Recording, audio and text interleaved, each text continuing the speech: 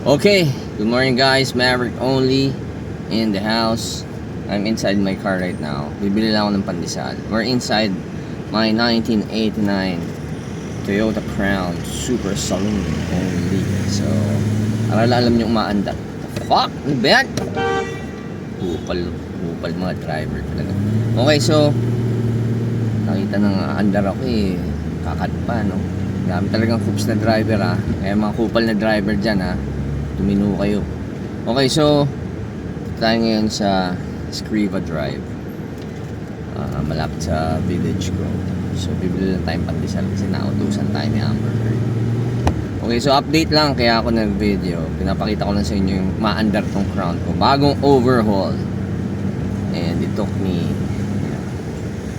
a lot to finish this, pero at least maandar na maayos, malamig aircon, para ka lang sa mega mall, para ka sa mall, diba? So ayan, bibili lang tayo dito. Okay, so napanisan, kaya rin ako nag video vlog right now kasi nga may update lang ako sa inyo. So unang-una, magpapasalamat ako sa lahat ng mga sumuporta dun sa mga pinost ko na video namin ni Ariel, dun sa kanyang blind date. I know nag-aabang kayo, so patapos na eh. Kaya kasi nag-testimonial na si Nika, di ba, yun yung pinost ko na inedit ko kahapon. Tapos yesterday, I have an update with you. Bago ko i-post yung huling episode for that date, yung testimonial naman ni Ariel, nandito ako ngayon nag-vlog sa inyo kasi nga update ko kayo what's going to happen with us. So we're really hoping na we get back to the scene. Maganda naman ang acceptance sa amin ng mga viewers right now. Mayroong mga bata na hindi kami kilala, so ngayon medyo nakikilala na kami.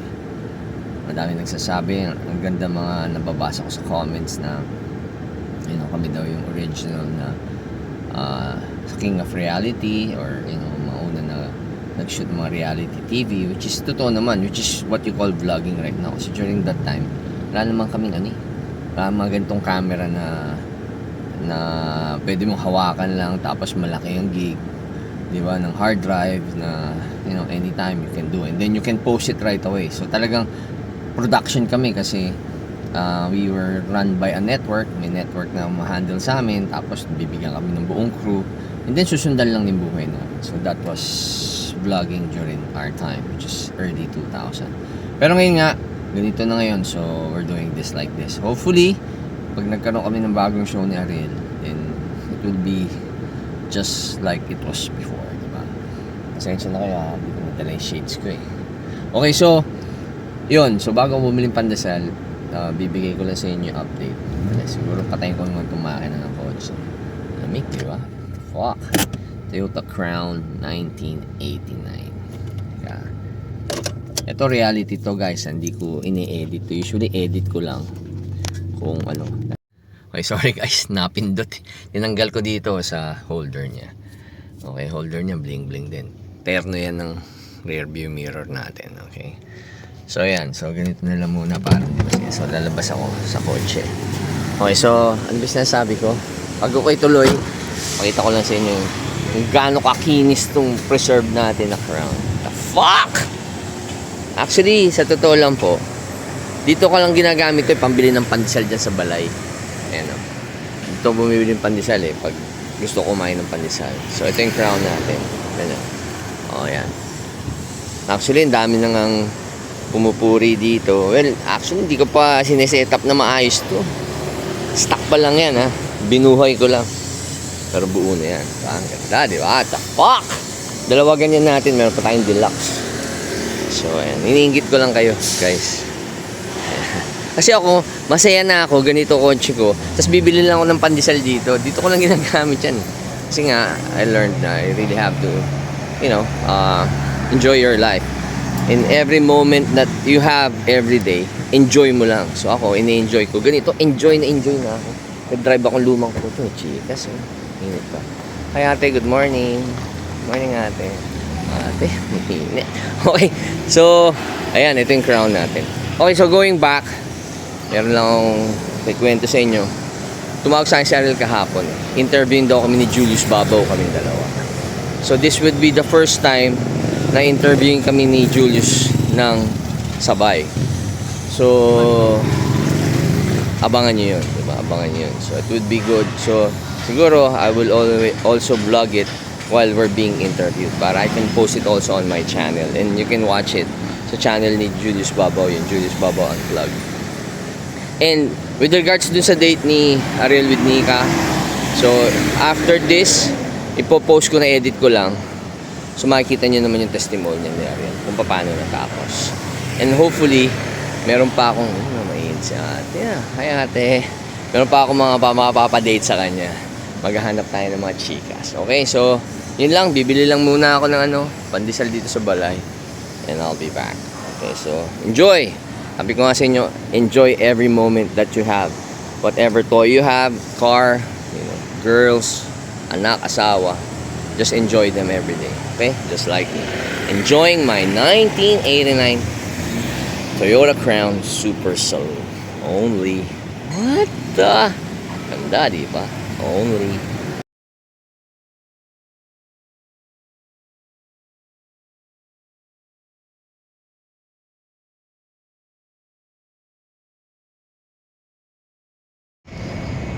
Okay, so Ariel, how did the date go? How was it?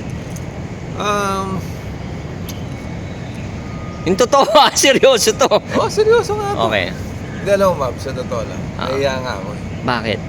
Kasi dapat tayo nagbayad dun. Nakakahiya. Hindi, okay lang yun. Kasi sabi ko naman actually siya ang humingi sa akin ng favor naman. Diba? Seryoso So hindi yan? naman, oo. So, tsaka manipis kay Nika yun. Kayang-kaya ni Nika yun. Manipis yun. Hindi lang, nahiya lang ako. Pero mabait siyang tao. Mabait. First impression, nakita mo. Hindi, sa aura naman niya mababait siya. Simple.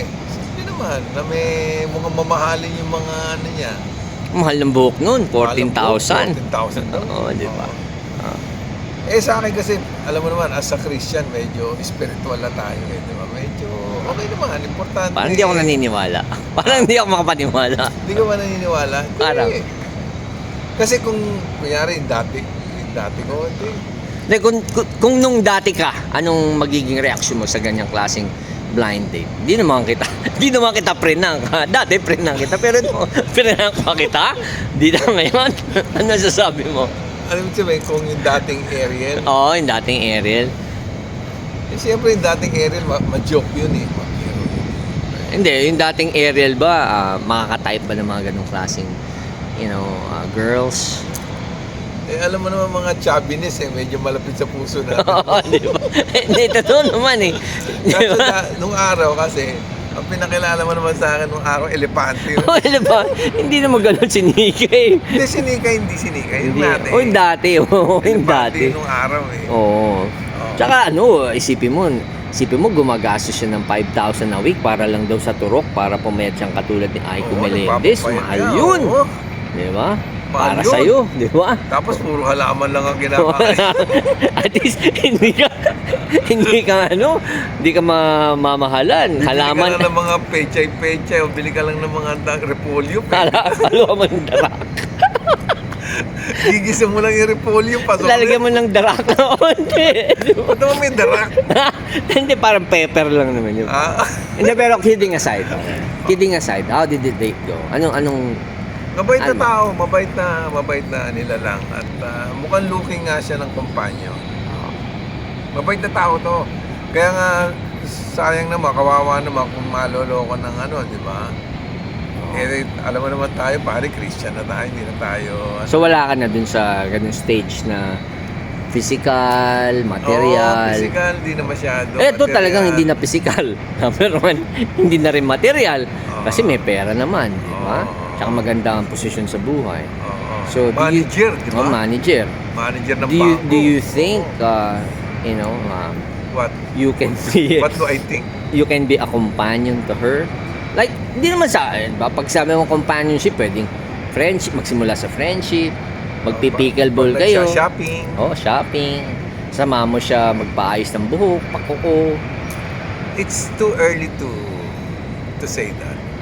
naks na English yun. Oo. Kumbaga, siyempre ano pa yan eh. Kumbaga, una, dinadasal yan. Lord, eto ba yung hulog niya sa akin? Paano to? Oo, Tanggap hulog. ba?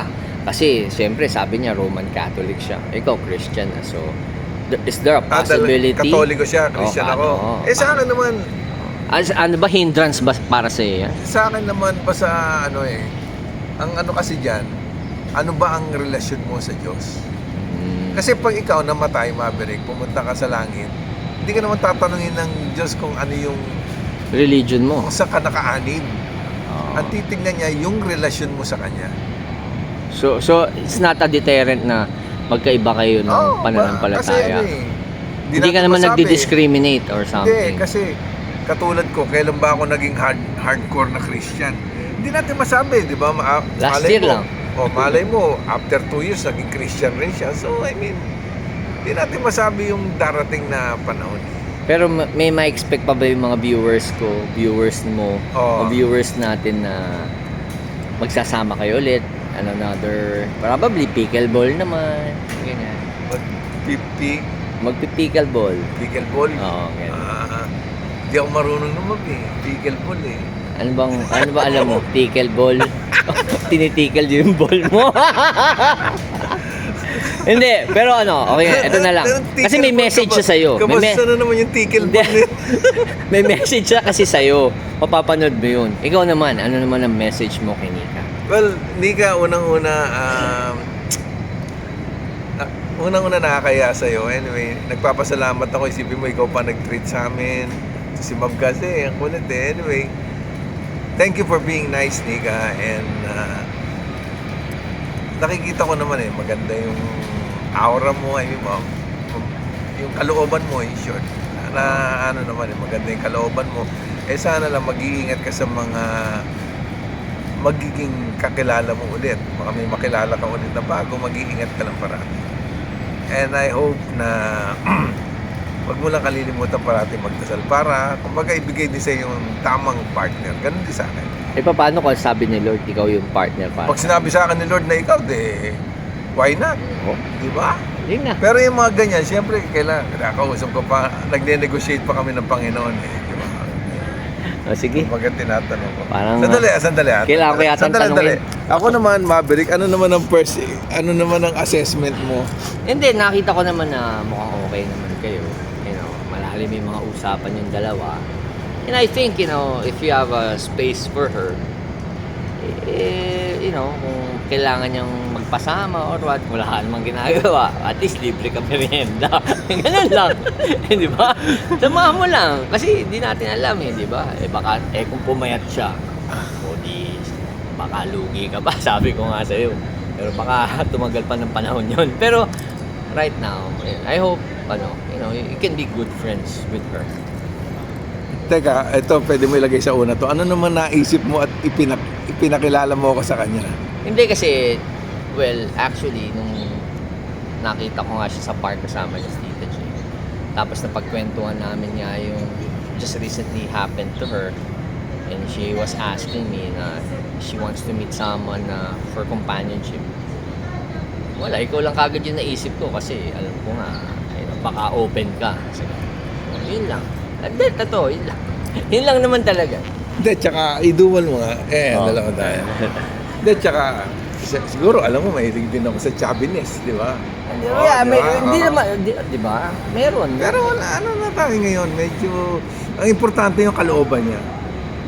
Di ba? Kung maayos ang tao, bakit hindi? Ganun lang. Wala naman di ba? Kung tututok mo lang naman, wala siguro masama doon, di ba, Lord? Di ba? Sige na, ganun lang.